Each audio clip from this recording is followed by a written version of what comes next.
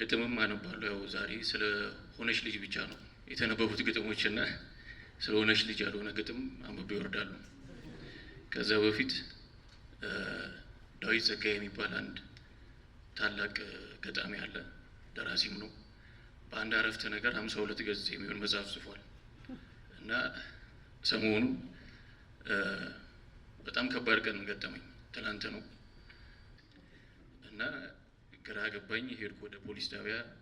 ይህም ፕሮግራም አለ፣ ደጋሽ ቀልብ የለውም። ብዙ ፈታኝ ቀን ገጠመኝ። ከዛ ለምን በአንድ መስመር እስኪ ግጥም ልሞክር ያን ቀን የሚገልጽ ብዬ የሆነ ነገር ሞከርኩ። በአንድ ስንኝ ግን ግጥም ይሆናል እንዴ? እናየዋለን እስኪ፣ ወይም በአንድ አረፍተ ነገር እንለዋለን። እግዜር አንዳንድ ቀን ይላል ርዕሱ። ርዕሱን ካላችሁልኝ ነው ያቺን አንድ ስንኝ የምልላችሁ እና ዳይሬክት ያስደርጋል ድርሰቱን በሰይጣን